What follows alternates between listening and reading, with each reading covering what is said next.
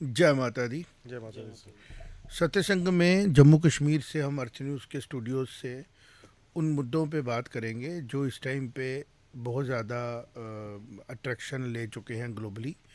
मुद्दे हैं पाकिस्तान का आसिफ मुनीर का स्टेटमेंट।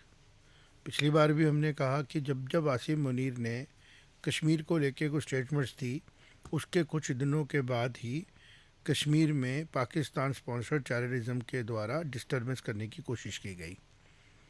बट इस बार और हर बार की तरह भारत प्रिपेयर्ड है। और जिस तरीके से भारत ने अपनी वेपन पावर बढ़ाई है, जिस तरीके से ऑपरेशन सिंदूर में भारत ने पूरी दुनिया को ये बताया है कि भारत की सेफ्टी सिक्योरिटी के लिए भारत अब बहुत ज़्यादा फॉरेन टेक्नोलॉजी पे डिपेंडेंट नहीं है। इससे बहुत से देशों को तकलीफ़ हो रही है, लेकिन जो पूरे ग्लोब में पीस चाहते हैं वो इस चीज़ को पॉजिटिव ले रहे हैं। बिकॉज भारत का पावरफुल होना, भारत का डिफेंस में स्ट्रांग होना पीस की तरफ लेके जाता है, क्योंकि भारत की आइडियोलॉजी में वॉर नहीं है और इंटरफेरेंस नहीं है। और ये चीज़ ग्लोबली पॉजिटिव है कि भारत स्ट्रांग बने। भारत स्ट्रांग बन रहा है, लेकिन चूंकि पाकिस्तान एक ऐसा कंट्री बन चुका है जो कि अपनी किसी आइडियोलॉजी की वजह से काम नहीं कर रहा है, कभी वो ऐसी पावर्स के पास अपने आप को सेफ देखता है जो उसी के कंट्री के खिलाफ काम कर रही हैं, या कभी वो ऐसी पावर्स के साथ जुड़ जाता है जिसके साथ उसका रिलीजियस इंटरेस्ट इन्वॉल्व होता है, आइडेंटिकल इंटरेस्ट इन्वॉल्व होता है। चर्चा करेंगे, स्टार्ट करेंगे। जम्मू कश्मीर में खुशहाली का एक माहौल बना हुआ है। बाबा शिव शंकर भगवान जी के दर्शन करने के लिए पूरी दुनिया से भक्त जो हैं वो एक भारी, जिसको हम बोलते हैं ना, जोश के साथ दर्शन करने जा रहे हैं। उन्हीं की ब्लेसिंग से, उन्हीं की कृपा से पूरे विश्व में, पूरी दुनिया में सुख और सौभाग्य की शुरुआत होगी। एक बार ऐसा माहौल बनेगा जहाँ जंग की बात नहीं की जाएगी। उन्हीं शिव शंकर भगवान जी से प्रार्थना करते हैं कि जो भारत को आपने आशीर्वाद दिया है, अपने भक्तों को आशीर्वाद दिया है, वो आशीर्वाद पूरी दुनिया में शांति लाने के लिए जो प्रयास भारत के हमारे लीडर्स कर रहे हैं, प्राइम मिनिस्टर कर रहे हैं, उसमें उनको सफलता मिले। तो जम्मू कश्मीर में अमरनाथ की यात्रा शुरुआत हो गई। एलजी साहब ने उसका उनको ग्रीन झंडी सुबह दिखाई, और उसी के बीच में सिक्योरिटी का अरेंजमेंट बहुत ज़बरदस्त किया गया है। और साथ ही खबर भी आ रही है कि छात्रों के एरिए में 3 से 4 टेररिस्ट जो है हमारी सिक्योरिटी फोर्सेस ने घेर ली हैं, और जल्दी उनको न्यूट्रलाइज किया जाएगा। ये सारी चीज़ें जो हैं ये ऑब्ज़र्व करने की हैं कि क्यों पाकिस्तान जो है वो सुधर नहीं रहा है। इतनी हैवी मार उसको पड़ी है भारत के द्वारा, फिर भी उसको समझ में नहीं आ रहा है कि मुझे अपनी जनता के बारे में सोचने का टाइम नहीं मिल रहा है, और मैं पूरी दुनिया में अपनी जनता को एक्सप्लॉइट करा रहा हूँ। फिर कहा जाता है नैरेटिव वॉर जीत गई। कौन सी नैरेटिव वॉर जीती है पाकिस्तान ने?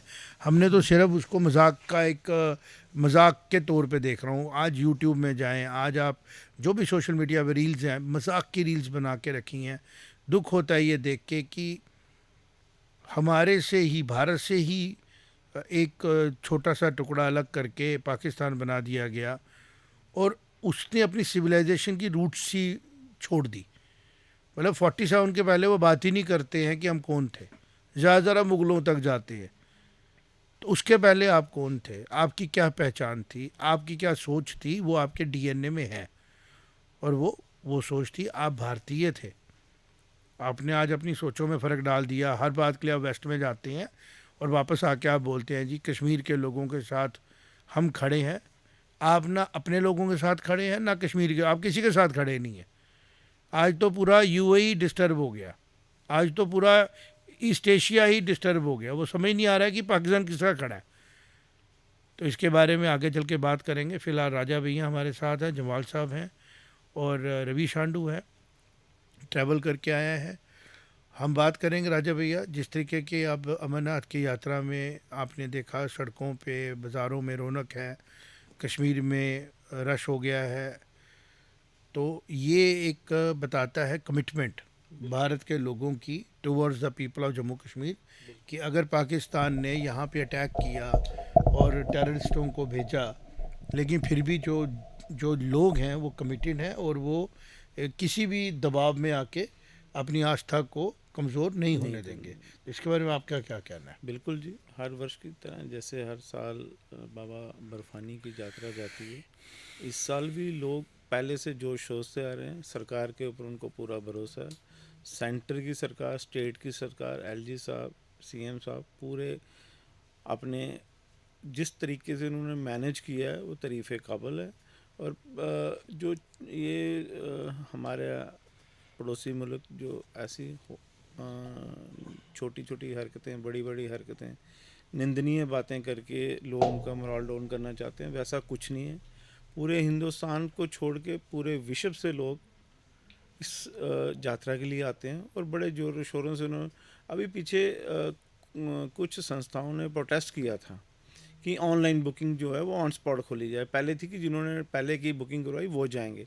इससे ये दर्शाता है कि लोग जिन्होंने नहीं कराई वो भी अब तैयार हैं आने के लिए कि हमें फटाफट हमारी ऑन स्पॉट बुकिंग करें, हम जाएं। और जम्मू में, कश्मीर में हमारी सरकार ने बड़ी अच्छी तरह सारा मैनेज किया। आज पहला दिन था, एलजी साहब ने यात्रा को बड़ा अच्छे से भेजा। और ये पाकिस्तान जहाँ जो शरारती लोग हैं उनके मुंह पे एक तमाचा है कि आपका इतना कुछ करने के बावजूद भी लोगों की आस्था पे कोई फ़र्क नहीं आया है। और इसी के बीच में रविश तेरे से बात करता हूँ, जो डोनाल्ड ट्रंप कह रहा है कि मैं टैरिफ बढ़ाऊंगा अगर इंडिया ने रशिया के साथ ट्रेड किया। अमेरिका की पॉलिसी कभी भी इतनी जो डिस्टर्बिंग नहीं थी, और आज अमेरिका की पॉलिसी जो है वो अनप्रडिक्टेबल लेवल पे चली गई है। कारण क्या है? क्या अंदरूनी जो दबाव अमेरिका के अंदर है, कभी वो पहले नहीं था।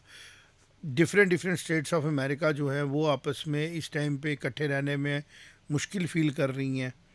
और अब जो होता है ज़बरदस्ती करने की कोशिश की जा रही है कि अपने घर के अंदर के मसलों से ध्यान हटाने के लिए अमेरिकन गवर्नमेंट्स जो हैं वो बाहर के मसलों पे ध्यान लगा रही है, ताकि लोगों का ध्यान हट जाए अंदर के मसलों से और हम ग्लोबली बताएं कि हम किसी ग्लोबल प्रॉब्लम को सॉल्व कर रहे हैं, ताकि लोग अंदर से दबाव डालना बंद करें प्रेजेंट सरकार पे। मुझे तो ऐसे ही लग रहा है, आप क्या कहते हो? जी बिल्कुल, देखिए वो तो एक चीज़ है, एक इमीडिएट चीज़ जो है वो तो है एक।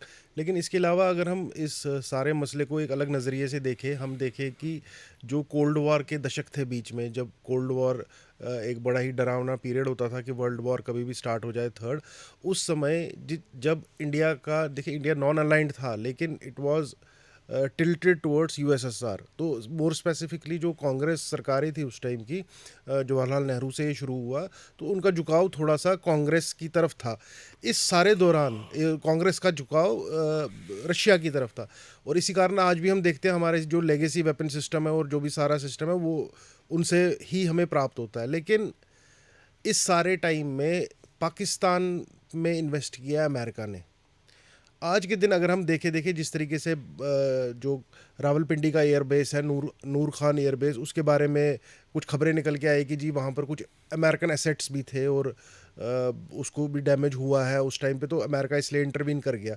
उसके अलावा अगर हम प्रेजेंट ईरान कन्फ्लिक्ट की बात करें, इजराइल ईरान कन्फ्लिक्ट की बात करें, तो एक तरीके से वो ट्रंप ने धमकी दी थी ईरान को कि पाकिस्तान मेरे साथ है। आसिम मुनीर को मैंने लंच कराया है, जो एक सपना था आसिम मुनीर का एक तरीके से, क्योंकि 2018 में जब से वो आए हैं तो पाकिस्तान के आर्मी चीफ होने के बावजूद अमेरिका उससे कोई डायरेक्ट जो कॉन्टैक्ट था वो इस्टेब्लिश नहीं करता था, वो चुनी हुई सरकारों के थ्रू ही जाते थे। तो एक कहीं ना कहीं कम्प्लेक्स था आसिम मुनीर को। तो आसिम मुनीर को उधर बुला के एक स्टेटमेंट पेश किया गया ईरान को कि अगर आप हमारी बात नहीं मानेंगे तो there would be boots on ground, आपका ग्राउंड इन्वेजन भी शुरू हो सकता है, क्योंकि इराक तो हमारे हाथ में ही है, नीचे से पाकिस्तान से भी आएगा तो बहुत क्विकली हम कर लेंगे। अब इस सारी चीज़ से ये दर्शाया, मतलब मुझे देखने को मिला कि पाकिस्तान तो एक वेसल स्टेट है, वो तो एक अमेरिका ने एक मिडिल ईस्ट को पीछे से घेरने का तरीका रखा हुआ है। तो जब खुल के बात सामने आई, जब युद्ध की बात हुई, जब सामने सब कुछ आमने सामने हुआ, तो उस टाइम वो चीज़ जो है वो सामने सामने दिखी कि अमेरिका ओपनली पाकिस्तान को सपोर्ट कर गया। और आज भी जैसे आपने ट्रेड वाली जो बात कही ट्रंप ने, वो भी इसी चीज़ को दर्शाती है। तो एक इंडिया के लिए काफ़ी विचित्र परिस्थिति है कि अब देखिए क्या है कि दुनिया में जितनी कनेक्टेड हो रही है दुनिया, उतना जियोपॉलिटिक्स इंपॉर्टेंट हो रहा है। एक इशू जैसे कश्मीर इशू इंडिया के लिए कुछ और है, लेकिन अमेरिका उस इशू को अपने पर्सपेक्टिव से देखता है कि वो ईरान और जो मिडिल ईस्ट है वहाँ पे अपना प्रभुत्व स्थापित करने के लिए पाकिस्तान को अपने साथ रखना चाहता है। तो इस कारण वो इंडिया के खिलाफ ही रहेगा हमेशा, और ये इंडिया को थोड़ा सा और सोवियत के साथ, एक चीज यूएसएसआर के साथ निकल पुश के कर। इसमें ये भी आ रही है कि आम मीडिया हाउसेस में हम चर्चा सुन रहे हैं, थिंक टैंक्स बात कर रहे हैं, आसिम मुनीर अमेरिका के हैं, फील्ड मार्शल हैं, और हो सकता है वो वापस आएँ और तख्ता पलट हो जाए। मेरी ऑब्जर्वेशन है, क्योंकि स्पेकुलेशंस में ऑब्जर्वेशंस होती हैं, ऐसा भी हो सकता है कि इस बार आसिम मुनीर साहब को बुलाया गया हो, साहब नहीं बोलना चाहिए उसको, आसिम मुनीर को बुलाया गया हो, क्योंकि उसने भारतीयों का लहू बहाने के लिए जो प्रोवोकेशन की है उसके लिए उसको माफ़ नहीं किया जा सकता। आसिम मुनीर को बुलाया गया हो कि अब की बारी आर्मी जो है पाकिस्तान में वैसा बिहेव ना करे जैसा आर्मी करती है। उसका कारण ये है कि जो नवाज़ शरीफ की फैमिली की सरकार चल रही है वहाँ पे, वो भी कोई बहुत ज़्यादा इन डिसाइसिव कर किस्म की सरकार नहीं है जो लोगों को सुनती है।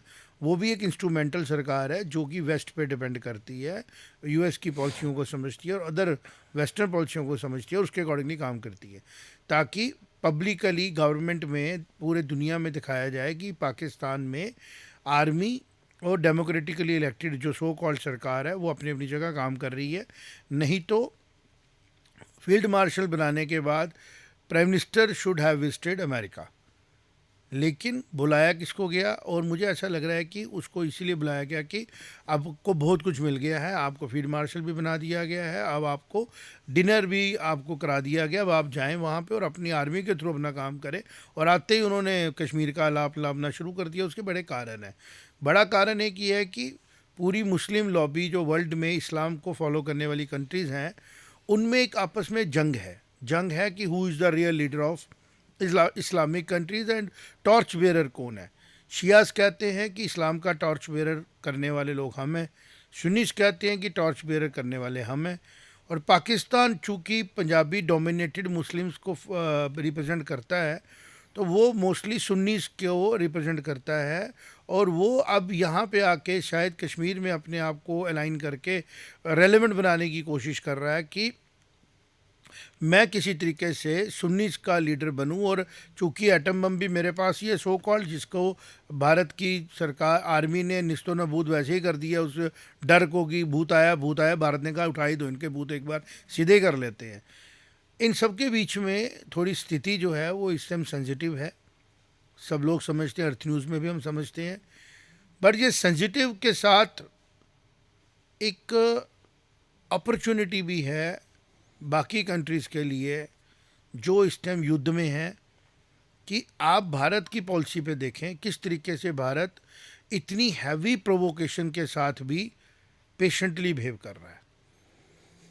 भारत ने किस तरीके से प्रिसीशन स्ट्राइकिंग की, प्रिसीशन से टेररिस्ट कैंप्स को उड़ाया, किस तरीके से भारत की फ़ौज ने, हमारी एयर फोर्स ने जवाब दिया एक्सकलेशन का, और एक कंट्रोल्ड एक्सकलेशन करके जवाब को आपने रिस्टेन भी किया और अपना मकसद पूरा किया, टारगेट अचीव किया, मिस नहीं किया। अब दूसरा टारगेट है वो भी हम अचीव करेंगे, वो है OWGs को हैंडल करना, और जो टेररिस्ट पाकिस्तान के द्वारा ब्रेन वॉश करके यहाँ भेजे गए हैं उनको उनके जायज़ मुकाम तक पहुँचाना, और अपनी टेरिटरी में पीस को इस्टेब्लिश रखना। और जो हमारी ऑक्यूपाइड टेरिटरी है, हम उसको ऑक्यूपाइड भी नहीं, इनक्रोच टेरिटरी है, उसकी तरफ ध्यान देना कि पाकिस्तान की जो रजीम है वो हैंडीकैप हो जाए और उसको ये पता लगे कि जो लोग अपनी रक्षा के लिए जंग में उतरते हैं ना वो जीतते हैं। तो भारत की जो इस टाइम सिचुएशन है, अभी बंकर बस्टर बम भी भारत जो है लगभग तैयार कर चुका है। और ये जो युवा हमारी भारत की फ़ोर्स है जिसने ये सारा पॉसिबल किया under the guidance of experienced people, और टेक्नोलॉजी में जिस तरीके से भारत आगे बढ़ रहा है, डेफिनेटली हमारी जो कॉम्पिटिटर कंट्रीज हैं उनके लिए दिक्कत है। लेकिन बिकॉज ऑफ द फैक्ट कि ग्लोब जो है एक विलेज बन चुका है, तो भारत से बहुत कुछ दुनिया को मिल रहा है, कंज्यूमर बेस मिल रहा है, भारत से स्टेबिलिटी मिल रही है और भारत से फिलॉसफी मिल रही है। तो भारत हर एंगल से प्रिपेयर्ड है और जो लीडरशिप भारत के पास इस टाइम है वो बहुत स्टेबल है और बड़ी क्लैरिटी के साथ वो चीज़ों को हैंडल कर रही है। तो जितनी मर्जी सिचुएशन सेंसिटिव है, भारत को प्रोवोक नहीं किया जा सकता कि वो किसी भी किस्म की प्रोवोकेशन में आके जिसको हम बोलते हैं ना कि किसी किस्म की प्रोवोकेशन में आके कोई ऐसा काम करे जो लोग दुश्मन कंट्री चाहती हैं भारत से हो। भारत वही करेगा जो भारत को करना है, भारत उतना ही करेगा जितना भारत को करना है और भारत अपने टारगेट्स अचीव करेगा। और टारगेट क्या है? सॉवरेनिटी को मेंटेन करना, अपनी जनता की रक्षा करना, सबको साथ लेके चलना और अगर कोई कंट्री किसी किस्म का मिस एडवेंचर करे तो उसको ऐसा जवाब देना कि वो कंट्री ही रिग्रेट करे कि मैंने भारत को अपना एनिमी क्यों समझा था। तो इसी का नतीजा ये है कि चाइना से भी खबरें आ रही हैं कि चाइना भी भारत के साथ अपने रिलेशन को कोशिश कर रहा है स्टेबलाइज करने की, अंदर से जो मर्जी करे, लेकिन ऊपर से वो दिखा रहा है कि मैं स्टेबल हूँ। ऊपर से रशिया तो हमारा ऑल टाइम फ्रेंड था। तो इंडिया, रशिया, चाइना का जो ये एक त्रिकोण बन रहा है, ये नेचुरल बन रहा है। चाहे चाइना चाहे भारत को डाउन प्ले करना, लेकिन नहीं कर पाएगा, क्योंकि चाइना को भी पता है कि मैंने जिसको अपना सिंपथाइजर बनाया था पाकिस्तान, वो मेरे सबसे बड़े दुश्मन के साथ जाके मिल गया है। और जो चाइना को रोक रहा है ग्रोथ करने से, अमेरिका, पाकिस्तान दोनों किश्तियों में सवार हो गया। और ये कहा जाता है कि जो बुरे लोग हैं ना अपनी मौत खुद ही मरते हैं। तो एक तरफ चाइना है, एक तरफ अमेरिका और बीच में पाकिस्तान है। एक तरफ शियाज हैं, एक तरफ सुन्नीज हैं, बीच में पाकिस्तान है। तो हम कहते हैं ना जी, एक इंसान दो किश्तों में सवार नहीं होना चाहिए। पाकिस्तान तो 4 किश्तों में सवार है। बिल्कुल, देखिए मैं पाकिस्तान तो 4 किश्तों में सवार हो गया, अब इस्लामिक कंट्रीज के डिवीजन में भी सवार हो गया, बिल्कुल और अमेरिका और चाइना में भी सवार हो वो गया। तो एक जैसे एक ठग सा होता है ना, जो एक कहीं पे किसी मोहल्ले में होता है, बोलता है जी मैं 2 नंबर का काम, अच्छा आपको उसने मारा, मैं आपकी जगह मार दूंगा, वो मुझे मारेगा, कोई बात नहीं। तो वो ऐसे एक नेशन की तरह बिहेव कर रहा है। अब देखिए हुआ क्या कि 22 अप्रैल से 10 मई से आज का दिन, ये ना बड़ा ही चेंजिंग टाइम था। मतलब इस टाइम क्या हुआ कि बहुत सारी, जैसे आज से अगर मैं महीना 1.5 महीना पहले की बात करें, हम 10 मई की बात करते हैं। 10 मई को सुबह पाकिस्तान ने सच में घुटने टेक दिए थे, लेकिन क्या करें, उसकी किस्मत इस तरीके की है कि ईरान इजराइल की जो जंग लगी उसके कारण उसको थोड़ा सा लिवरेज मिल गया, उसकी जियोपॉलिटिकल पोजीशन, उसकी ज्योग्राफिकल पोजीशन के कारण। अब देखिए कल हम गए थे थ्रेड, जो हमारा सिक्योरिटी अप्रेटस जो स्प्रेड हुआ है जम्मू डिवीजन में, कल हम उसका थोड़ा सर्वे करने गए थे, जो टीम थी अर्थ न्यूज़ की। तो हमने पाया कि जो सिक्योरिटी के इंतज़ाम है, ऐसे इंतज़ाम पहले कभी नहीं थे। अब एक चीज़ ये भी कही जा सकती है कि चलो बॉर्डर के नज़दीक से चल रही है यात्रा तो इसलिए हो, लेकिन जो CRPF की मुस्तैदी है और जो डिप्लॉयमेंट है, वो हमें ये दर्शाती है कि होम मिनिस्ट्री का मानना है कि थ्रेट परसेप्शन बहुत ज़्यादा है। दैट मीन्स पाकिस्तान को जो हमने डोज दिया 10 मई को, उसको उसने एंटीडोट मिल गया उसको लकीली। तो वो किसी हिमाकत करने की चाह में है। वो देखिए हिमाकत क्यों करेगा, वो मोदी को टेस्ट करेगा, और मोदी भी एक अनप्रेडिक्टेबल आदमी है। कह रहे हो, लेकिन Modi is not simple person. Modi बिल्कुल, मैं वही 150 करोड़ लोगों की हिम्मत को रिप्रेजेंट करते हैं। मोदी जी प्राइम मिनिस्टर हैं और एक पूरा इंफ्रास्ट्रक्चर है, और टेस्ट उसको करना होता है। कहते हैं ना, मैं अक्सर एक देसी जुबान में बोलता हूँ, पत्थर उन जानवरों को मारा जाता है जो जानवर भाग जाते हैं। कंकर पत्थर मारना है, प्रवोक करना है उनको जो भाग जाते हैं। जब बबर शेर हो ना, फरेशियस, उसको प्रवोक नहीं करता है, वो रिएक्ट करता है, मैदान छोड़ के नहीं जाता है। तो भारत की सिचुएशन इस टाइम इतनी स्ट्रॉन्ग है कि हिस्ट्री में शायद कभी इतनी स्ट्रॉन्ग मॉडर्न वर्ल्ड में नहीं थी। और अगर कोई भी मिस एडवेंचर किसी लेवल पे किया जाएगा, फाइनेंशियली भी इंडिया बहुत स्ट्रॉन्ग है। और ये कहाँ से दिखता है? ये दिखता है सोशल मीडिया पे। जब आप जाएँ, यूट्यूब चैनल देखें, जो चाइना से स्पॉन्सर्ड चैनल्स हैं, पाकिस्तान से जो स्पॉन्सर्ड चैनल्स हैं, वो जैसे ऐसे उनको समझ ही नहीं आ रहा हम क्या बोले, और वो इतना प्रोवोकेशन कर रहे हैं, भारत में ये हो गया, भारत में इकोनॉमी ख़राब, भारत में। मैं समझ रहा हूँ कि यार इसका मतलब भारत बहुत स्ट्रांग हो चुका है। वो तो है। और तो अब बचा ही कुछ नहीं है इन लोगों के पास कि सिवाय हम लोग शोर डालने के कुछ कर नहीं सकते। और नतीजा उसका ये है कि हमने वॉर में उतरे, हमारी शेयर मार्केट ऊपर जा रही है। कॉन्फिडेंस दर्शाता है ये। मतलब इन्वेस्टर्स ऐसा का अमेरिका में confidence- भी नहीं हुआ, इन्वेस्टर्स का ऐसा confidence, अमेरिका बिल्कुल। में भी नहीं हुआ। हल्का सा प्लस माइनस ये- हुआ, ये investor है। हल्का सा प्लस माइनस हुआ, हाँ। तो हमने देखा कि टेस्ला जैसी कंपनियों के शेयर उड़ गए, बिल्कुल। गायब ही हो गए। बोइंग के शेयर खराब हुए। हम जरा जाके देखें what about the share market, aviation industry Bharat की इतना प्रोपेगेंडा चलाया गया, इतना कुछ किया गया, हिल ही नहीं रही है।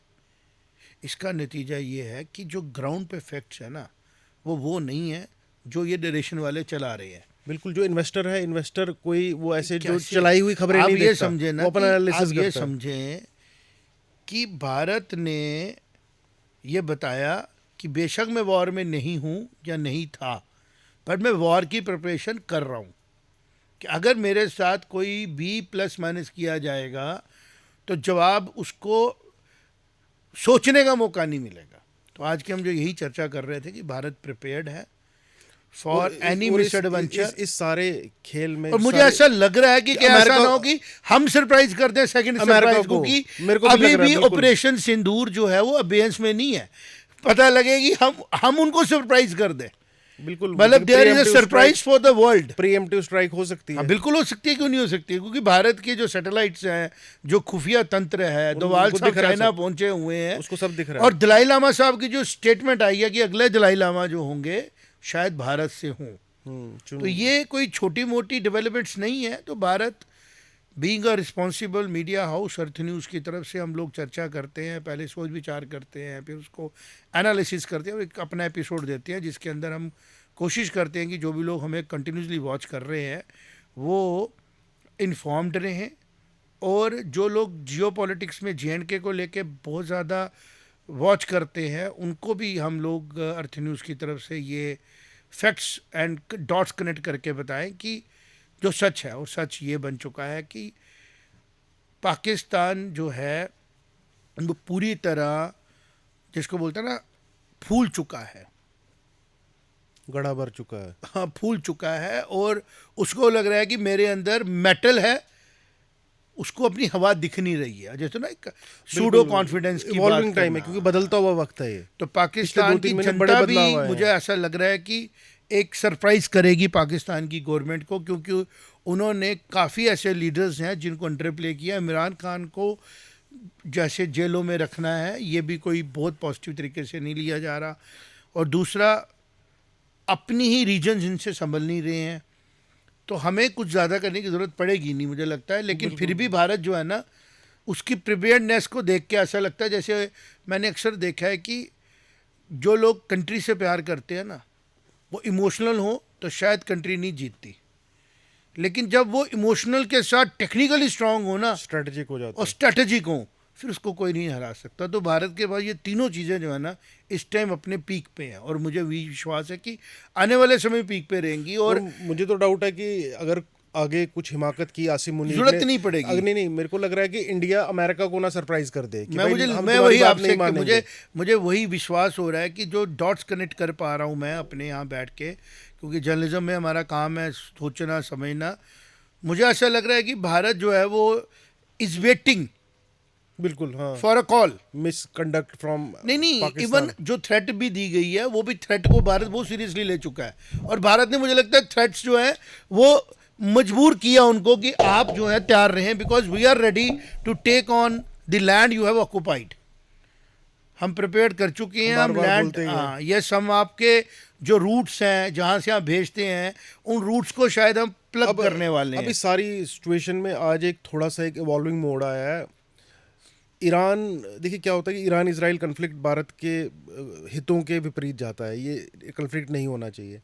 ईरान की पार्लियामेंट में आज एक कानून पारित किया गया है जिसके तहत वो IAEA जो एटॉमिक जो एनर्जी को कंट्रोल करती है, UN की विंग, सारे देशों के जो एटॉमिक एनर्जी है उसके ऊपर नज़र रखती है, उसके साथ सारी कोऑर्डिनेशन ख़त्म कर दी है। और जो IAEA के चीफ है उनके ऊपर बैन लगा दिया है ईरान आने के लिए। एक तो ये और एक बात, escalation है, ये एक इसमें escalation है ईरान की भारत तरफ की से। सक्सेस स्टोरी में एक और हम इसको बोलेंगे एक स्टार लगा है, वो ये लगा है कि इस कॉन्फ्लिक्ट में ईरान ने भारत को थैंक यू बोला है। जी बिल्कुल। और भारत का रुतबा आपको इससे भी पता लगेगा कि जंग के बीच में दोनों राष्ट्रों से बात करके एयर स्पेस रुकवाई गई कि भाई और आप जो शो कॉल्ड हमारे एनिमीज हैं जो बोलते थे कि हाँ बचा लिया गया, उनको ये पता लगा कि इस बार जो लोग बचाए गए वो वोकली बताए अपने घरों में आके कि किस तरह बचाया गया। और वो लोग जंग थे रुकवा के, जिनको देखिए, पाकिस्तान कहता है जी आप मैं उनका आप सिंपैथाइजर हूं। इमेजिन कीजिए ना, देखिए कैसे क्या सिचुएशन थी। ईरान के ऊपर बम बरसाए जा रहे थे इजराइल द्वारा। इंडिया ने दोनों को कन्विंस किया कि आप रोकिए बम, आप भी रोकिए, मुझे अपने मेरे लोग सिटीजन निकालने हैं। जो कि कुछ उसमें से कुछ नाशुक्रान सिटीजन भी थे जिन्होंने वो भी कुछ शुद्र के बाद बस के लिए कुछ विवाद भी कर दिया था। उनको जंग रुकवा के आप इमेजिन कीजिए ना, देखिए जंग हो रही है, जंग को इधर से भी रोका, इधर से भी रोका, और सर, अपने powerful सिटीजन लोग निकाले, जो होते हैं ना वो अपने रुकवा सिटीजन सकते निकाले हैं। जी। और जो ये मैं एक और बात बोलूंगा, ये जो लोगों को मजा आता ना world war world war world war, इनको बताना ज़रूरी है कि अगर भारत आज से 50 साल पुराने वाला होता शायद वर्ल्ड वार हो जाती। लेकिन आज भारत एक ऐसा कंट्री है जो वर्ल्ड वार की तरफ किसी को जाने नहीं देगा, क्योंकि भारत की 150 करोड़ जनता, भारत का कंज्यूमर बेस और भारत का डिफेंस में भी उतना ही स्ट्रांग हो जाना जितना स्ट्रांग भारत को होना चाहिए था।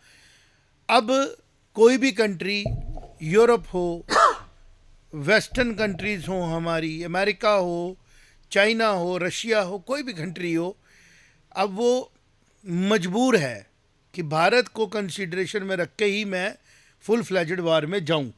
बिल्कुल। और भारत की जो बेसिक नेचर है वो वॉर में जाने की नहीं है। और अगर कभी ऐसा हुआ, मैं भारत की सिविलाइजेशन को रिप्रेजेंट भी करता हूँ और भारत की सिविलाइजेशन के बेस के ऊपर ही मेरी ज़िंदगी का बेस है। Earth News has got all the faith in the Bharatiya civilisation कि अगर भारत किसी युद्ध में जाएगा ना, उसके बाद फिर वॉर नहीं होगी, पीस ही होगा, क्योंकि भारत हमेशा निर्णायक युद्ध लड़ता है, हमेशा, चाहे वो फिर रावण के साथ हो, फिर चाहे वो महाभारत का युद्ध हो। तो पहले तो भारत युद्ध में जाएगा नहीं, ना युद्ध होने देगा। और अगर किसी ऐसे युद्ध में सिचुएशन आ गई कि भारत को एंटर करना पड़ा तो वो डिसाइसिव होगा।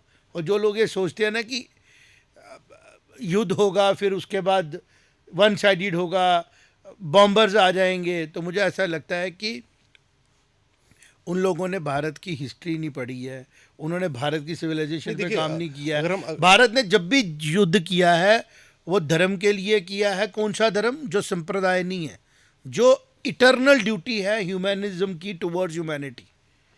इटर्नल ड्यूटी है कि इंसानियत जिस कामयाबी की तरफ आज खड़ी है 2025 में, इतनी कामयाब इंसानियत हिस्ट्री में कभी नहीं थी। 800 करोड़ लोग की पॉपुलेशन, हॉस्पिटल्स, डिजीज़ों के साथ लड़ने की ताकत, मार्स पे जा रहे हैं, चांद एक्सप्लोर कर रहे हैं, ओशंस को एक्सप्लोर कर रहे हैं, फूड स्कैरिसिटी कम है, इंट्रैक्शन बढ़ी हुई है। और इस अचीवमेंट से आप जंग की तरफ जाके और पूरी दुनिया को खतरे में अगर आप डाल रहे हैं, तो भारत एक ऐसी ताकत है जिसको ईश्वर ने ताकतवर बना दिया कि भारत की इन्वॉल्वमेंट के बगैर कोई भी जंग फुल फ्लैजेड हो ही नहीं सकती। इसके अलावा इसमें फैक्ट तो ग्लोबल मुझे लगता है वर्ल्ड वार की तरफ देखिए भारत जाने देगा। बिल्कुल बिल्कुल। देखिए इसमें फिगर है 800 करोड़ आपने कोट कर दिया। 800 करोड़ पूरे विश्व की आबादी है। आइए, इसमें 150 करोड़ आबादी 144 करोड़ 1.44 करोड़ जो है 144 वो भारत की। दैट मीन्स 18.5% ह्यूमैनिटी को सिर्फ भारत रिप्रेजेंट करता है। अगर हम अपनी हिस्टोरिक चीज़ों को आपने जो जोड़ा उसमें अगर ये फिगर जोड़े तो आप दुनिया में कोई भी काम भारत से बिना पूछे कर ही नहीं सकते असली। कि देखिए हम सबसे बड़े रिप्रेजेंटेटिव हैं ह्यूमैनिटी के, और उसमें आप हमारे हितों के खिलाफ हमारे को काम करोगे आप देखिए हमें प्रॉब्लम क्या है। कश्मीर के अंदर आज यात्रा चल रही है हमारी, अभी हमारी कुछ रूम में बात भी हो रही थी कि खर्चा बहुत ज़्यादा होगा इस बार सिक्योरिटी का। तो हमारा तो बहुत ज़्यादा पैसा सिर्फ उनके वो जो टुच्चे वार है कि वो आके गोली ना मार दे, उसी में लग रहा है। हमारा एक जो नॉर्दर्न फ्रंटियर है ये ग्रो ही नहीं कर पा रहा है इस कारण, क्योंकि आतंकवाद है। तो जो चीज़ हमें कंटिन्यूस जो प्रॉब्लम कर रही है उसको हमने खत्म करना ही करना है। लेकिन खत्म कर चुके हैं, लेकिन अब वो आखिरी सांसें ले रहा है ना, बिल्कुल, मरता क्या लेकिन ना लेकिन करता। क्या हो रहा है कि जो और मैं तुझे एक बात हितैषी है बताऊं, उनके, मैं तुझे एक बात बताऊं, एक अच्छी बात उन्हें छेड़ी, जमाल साहब आप भी इसको एग्री करेंगे। जिस थर्ड वर्ल्ड वार की हम बात करते थे ना, वो तो कभी, जिसको हम बोलते हैं ना कि ख़त्म हुई नहीं थी और शुरू हुई नहीं थी। कैसे? सेकेंड वर्ल्ड वार के बाद कोल्ड वार आ गई, फॉर्मेट बदल गया। कोल्ड वार ख़त्म होते टेररिज्म के साथ वॉर आ गई, बिल्कुल फॉर्मेट बदल गया। अब ये वॉर ख़त्म होने वाली है, थर्ड वर्ल्ड वार शुरू नहीं हो रही है, थर्ड वर्ल्ड वार ख़त्म हो रही है। और एक ऐसा टाइम शुरू हो रहा है जिसमें वॉर्स नहीं होंगी, जिसमें कोलैबोरेशन होंगी। क्योंकि अब अंतिम प्रहार जो हो रहा है ना, कन्फ्लिक्ट को सीधे हैंडल किया जा रहा है। इजराइल का कन्फ्लिक्ट भी ख़त्म होगा। ईरान को अगर एटम बम चाहिए तो मुझे लगता है एटम बम पूरी दुनिया से ख़त्म किए जाएंगे। बहुत जल्दी कोई ट्रीटी आ जाएगी कि भाई हम डिसआर्म कर रहे हैं, हम इसकी जगह पे कुछ और जिसको बोलते हैं ना कोलैबोरेशन की तरफ जाएंगे। हम एज ए ह्यूमन भी तो इवॉल्व कर रहे हैं। अगर हम अपनी हिस्ट्री देखें पिछले 5,000 10,000 साल की, उससे पहले कहाँ हम बंदर से इंसान बने, इवॉल्व होते जा रहे हैं। तो मुझे लग रहा है ये एवोल्यूशन का पार्ट है कि आदमी को समझना पड़ेगा बहुत जल्दी, लेकिन कि ये जो और न्यूक्लियर इस बॉम्ब्स चीज है का टॉर्च इसका बेरर कोई जो फायदा है, भारत ही इसका है। टॉर्च बेरर जो है भारत है। भारत का ताकतवर होना, भारत का प्रिपेयर्ड होना पूरी ह्यूमैनिटी की सेफ्टी की गारंटी है। और भारत की जो सरकार, जो लोगों ने चुन के भेजी, बेशक जितने मर्जी प्रोपेगेंडे किए गए, वो सनातन सभ्यता को रिप्रेजेंट करती है। और जो सनातन है उसका कभी अंत नहीं होता। और भारत की जो प्रिपेयर्डनेस है वो किसी भी किस्म की, किसी भी सिचुएशन में पूरे विश्व को रक्षा करने में सक्षम है। डिप्लोमेसी के एंगल से देखें या फिर पावर के एंगल से देखें। तो हमने छोटी सी आज चर्चा की अर्थ न्यूज़ के स्टूडियोज़ में बैठ के। उम्मीद है आपको हमारी चर्चाएं पसंद आ रही हैं, क्योंकि हम बात करते हैं सच पे, और इसलिए इस चर्चा को बोलते हैं सत्य संग। जय माता दी। जय माता दी।